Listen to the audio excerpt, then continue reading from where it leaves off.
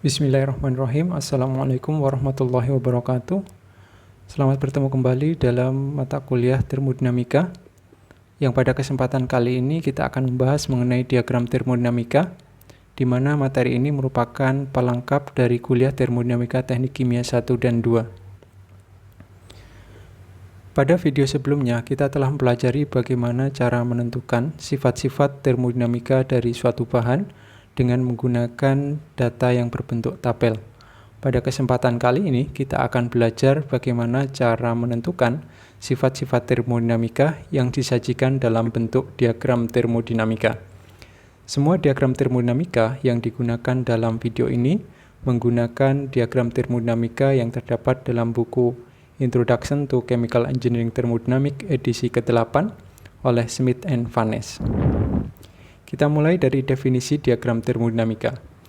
Diagram termodinamika adalah suatu grafik yang menyajikan satu set sifat-sifat termodinamika suatu bahan, misalkan suhu, tekanan, spesifik volume, entalpi, dan juga entropi. Beberapa diagram termodinamika yang dikenal secara umum diantaranya berupa diagram TS, diagram pH, dan diagram HS, di mana nama diagram ini merujuk kepada nama sumbu aksis yang digunakan. Sebagai misal, diagram TS berarti diagramnya memiliki aksis T atau temperatur dan juga S yaitu entropi. Sebagaimana kita lihat pada diagram yang ada di samping ini.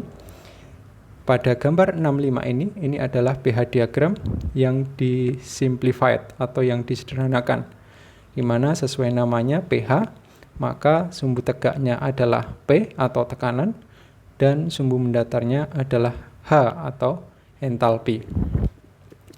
Pada diagram pH di sini disajikan kondisi bahan pada berbagai tekanan dan juga berbagai entalpi. Di sini kita lihat bahan dibagi menjadi beberapa zona atau beberapa bagian. Ada bagian yang sifatnya bagian murni atau utuh gitu ya. Yang sebelah kiri misalkan khusus untuk solid, daerah solid. Kemudian yang paling kanan ini adalah daerah untuk vapor atau jika bahannya berupa uap. Sedangkan yang daerah di sini, yang tengah ini adalah daerah untuk cairan atau liquid. Sedangkan daerah-daerah yang diapit oleh kedua fase tersebut itu adalah daerah campuran. Sebagai misal daerah di tengah ini diapit di sebelah kiri adalah solid dan di sebelah kanan adalah liquid, sehingga daerah di tengah ini adalah daerah campuran antara solid dan liquid.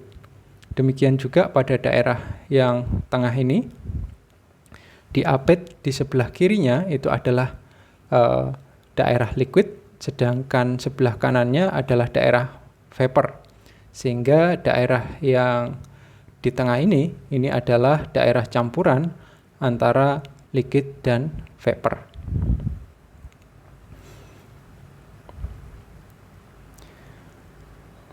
Oke, sekarang kita lihat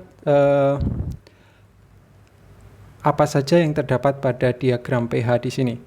Jadi selain fase dari bahan tersebut disajikan juga beberapa garis di sini. Kita lihat misalkan di sini ada garis putus-putus yang menunjukkan garis isentropik atau garis pada entropi yang konstan. Artinya sepanjang garis-garis ini,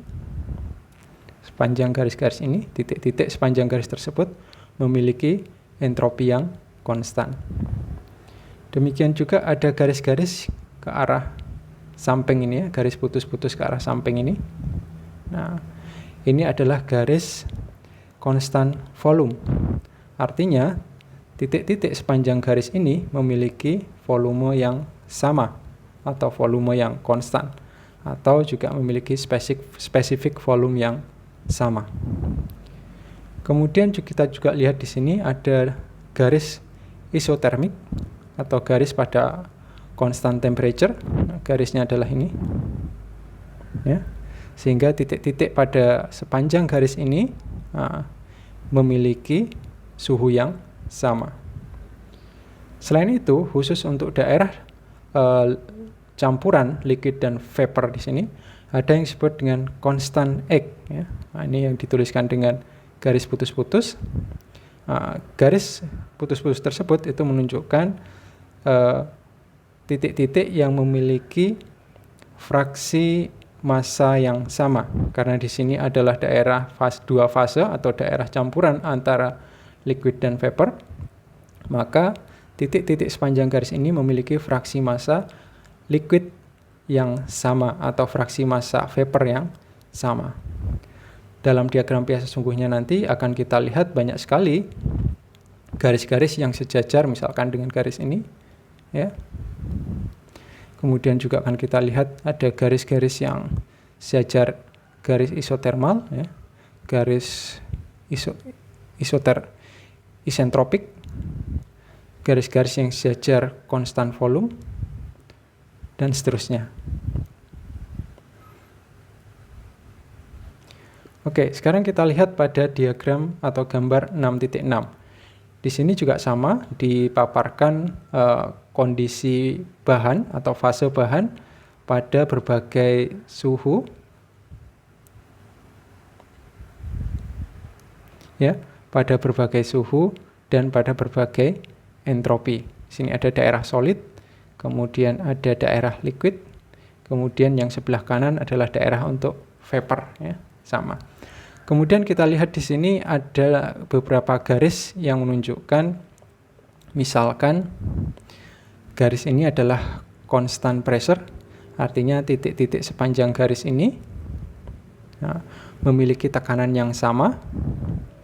Kemudian ada juga garis constant enthalpy. Ini kita lihat garisnya agak melengkung seperti ini, ya. Artinya titik-titik sepanjang garis ini memiliki entalpi yang sama. Kemudian kita juga lihat di sini ada daerah constant volume, ya. Artinya titik-titik sepanjang garis ini memiliki volume yang sama atau spesifik volume yang sama. Kemudian khusus untuk daerah dua fase antara liquid dan vapor, di sini juga ada garis putus-putus ini yang menunjukkan constant X atau constant mass fraction, artinya titik-titik sepanjang garis ini memiliki fraksi massa yang sama.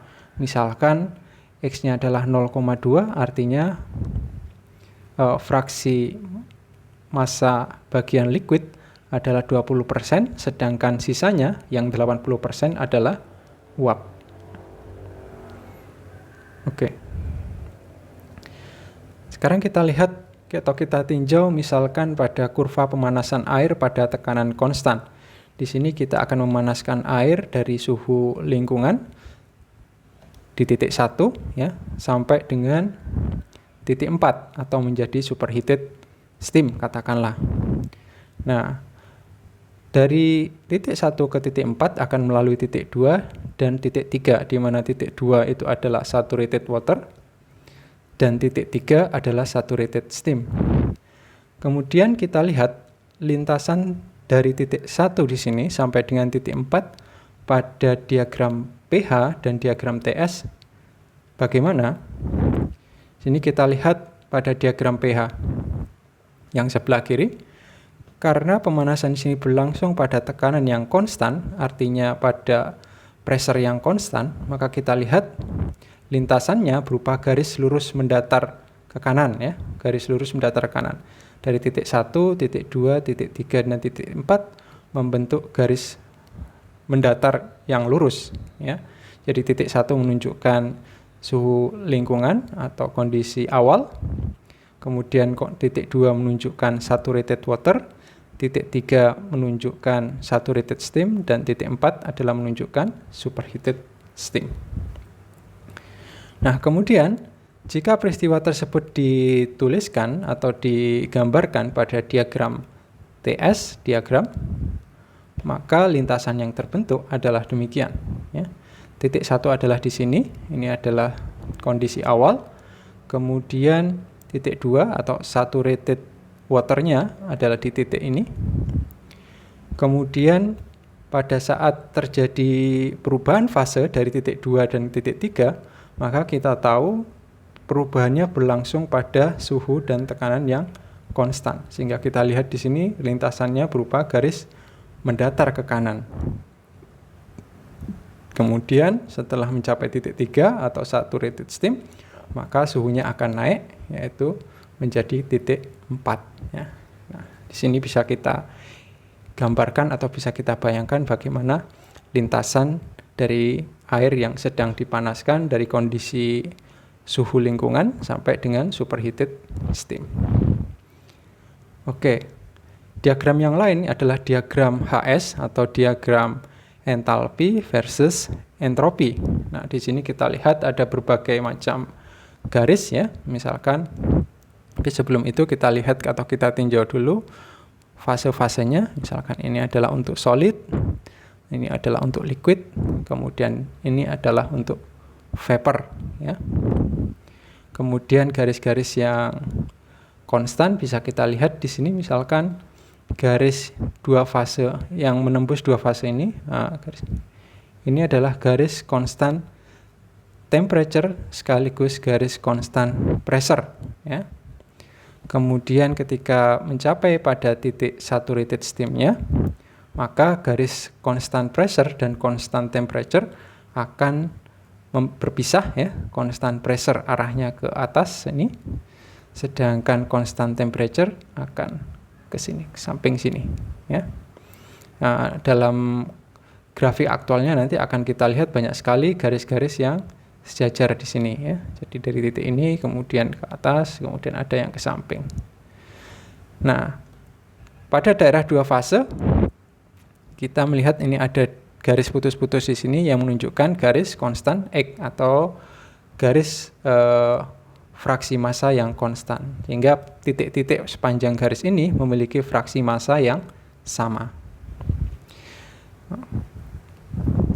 Diagram HS sendiri kadang-kadang juga dituliskan sebagai atau dikenal sebagai Mollier diagram ya, Mollier diagram. Oke, sekarang kita lihat contohnya. Nah, ini adalah diagram realnya. Jadi kalau tadi adalah diagram yang disederhanakan, ini adalah diagram yang sesungguhnya bentuknya seperti ini. Memang terlihat agak kompleks ya, tapi kalau bisa kita pelajari, kita bisa menentukan dengan mudah ya. Oke, jadi pada grafik ini akan kita lihat beberapa variabel. Karena ini adalah diagram pH untuk metan ya, metan, maka variabelnya adalah P, pressure. Jadi kita lihat ini adalah sumbu tegaknya adalah pressure. Kemudian H-nya adalah entalpi, kita lihat pada bagian atas ya. Kemudian sifat-sifat yang lain itu bisa kita temukan dalam grafik ini. Misalkan ini adalah menunjukkan S sama dengan 0,85, artinya titik-titik sepanjang garis ini memiliki entropi yang sama, yaitu besarnya adalah 0,85 ya. Ini kemudian ini ya, garis-garis yang sejajar itu menunjukkan garis isentropik. Oke. Kemudian berikutnya ada konstan volume atau specific volume ya. Di sini yang warna hijau di sini garisnya adalah garis yang diagonal ini. Oke, nah di sini. Kemudian maaf, maksud saya salah ya.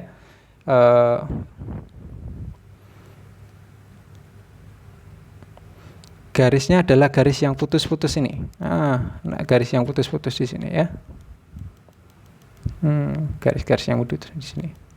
Jadi misalkan pada garis ini adalah V-nya 0,5, kemudian di bawahnya adalah 0,6, kemudian di bawahnya lagi ini adalah 0,8. Nah, demikian seterusnya. Ini adalah garis yang menunjukkan volume yang konstan atau specific volume yang konstan. Kemudian berikutnya, sekarang misalkan kita lihat suatu titik tertentu, katakanlah titik yang di warna biru di sini ya, di tengah. Nah, itu sifat-sifat termodinamikanya seperti apa. Jadi kita misalkan kita memiliki titik yang berada pada poin warna biru tadi, kemudian ingin kita tentukan atau kita ingin lihat bagaimana sifat-sifat termodinamikanya. Maka kita bisa lihat dengan cara berikut. Yang pertama kita lihat, kita tarik garis ke atas. Nah, di situ akan kita lihat garis yang atau angka yang ditunjukkan oleh anak panah tersebut itu menunjukkan entalpi, dan di situ bisa kita baca nilai entalpinya adalah 440 BTU per pound massa. Ya, itu adalah entalpinya. Kemudian berikutnya kita tarik garis horizontal ke kanan. Nah, ini menunjukkan pressure ya. Di situ kita lihat angka yang ditunjukkan oleh anak panah yaitu 100, sehingga pressure yang ditunjukkan oleh titik tersebut itu adalah 100 PSIA ya, pound per square inch absolute. Kemudian yang lain, ya, garis yang warna merah itu menunjukkan adalah garis isentropik, dan kita lihat angkanya di situ adalah 1,5, sehingga kita bisa mengetahui bahwa titik tersebut memiliki entropi sebesar 1,5 BTU per pound massa per Rankine ya. Kemudian yang lain adalah specific volume. Jadi kita tarik garis sejajar dengan garis yang konstan volume yang warna hijau. Kemudian kita tarik ke samping kanan, dan di situ menunjukkan angka 4.00. Artinya titik kita yang sedang kita tunjuk itu memiliki specific volume sebesar 4 BTU per pound massa Rankine. Maaf ya, ini salah, ini adalah BTU satuannya adalah seharusnya feet pangkat 3 per LBM ya, atau cubic feet per LBM. Maaf. Kemudian yang berikutnya adalah temperatur. Nah, temperatur itu bisa kita lihat, kita tarik ke bawah, tapi nariknya tidak tegak lurus ya, tetapi nariknya adalah sedikit berbelok mengikuti garis yang ini, seperti ini. Nah, sejajar dengan garis ini, kita tarik ke bawah dan kita baca angka di bawah itu adalah menunjukkan angka 140 derajat, sehingga bisa kita simpulkan titik yang kita tinjau tadi memiliki entalpi 440 BTU per LBM atau pound massa, memiliki entropi 1,5 BTU per pound massa Rankine, memiliki specific volume 4 feet pangkat 3 per LBM atau pound massa, kemudian pressure-nya adalah 100 PSI dan temperaturnya adalah 140 derajat Fahrenheit ya. Nah, ini adalah cara untuk membaca pada diagram pH. Contoh berikutnya. Nah, di sini adalah diagram pH untuk freon ya, R134A. Ya, kita lihat variabelnya sebelah kiri atau sumbu horizontal vertikalnya adalah pressure dalam megapascal yang sebelah kiri. Kemudian di bagian bawah adalah entalpi dalam kilojoule per kilogram. Kemudian ini adalah garis suhu ya, yang menunjukkan suhu yang sama, garis ini. Kemudian ada ini garis S sama dengan 230, ini maksudnya adalah garis-garis yang ini menunjukkan garis isentropik, artinya titik-titik yang memiliki entropi yang sama ya. Kemudian yang lain ini adalah garis rho sama dengan 500 kg per meter kubik. Ini adalah cara lain untuk menyatakan specific volume, tapi dalam hal ini dinyatakan sebagai densitas. Jadi kebalikan dari specific volume ya. Ini kita lihat garis putus-putus di sini. Ini menunjukkan densitas yang sama. Densitasnya dinyatakan dalam kilogram per meter kubik. Oke.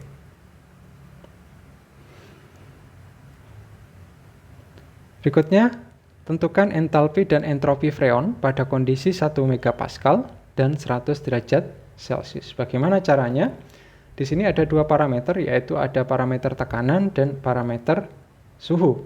Sehingga pertama kita lihat dari tekanan, kemudian kita cari nilai tekanan 1 megapascal dan kita tarik horizontal ke kanan ya, pada titik 1 megapascal tersebut. Kemudian kita potongkan dengan garis isotermal pada suhu 100 derajat Celcius. Jadi kita lihat di sini garis 100 derajat Celcius adalah pada daerah ini ya, 100 derajat Celcius. Kemudian kita buat garis isotermalnya. Nah, kemudian kita lihat di situ ada titik perpotongannya, maka titik potong itulah yang merupakan titik yang ditinjau ya. Sehingga nilai entalpi dan entropi pada titik potong tersebut dapat kita cari dengan cara yang sama dengan yang kita lakukan pada slide sebelumnya. Oke, silakan mencoba.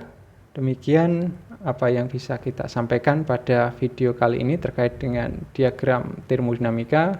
Mudah-mudahan bermanfaat. Semoga sampai bertemu lagi di lain kesempatan. Terima kasih. Wassalamualaikum warahmatullahi wabarakatuh.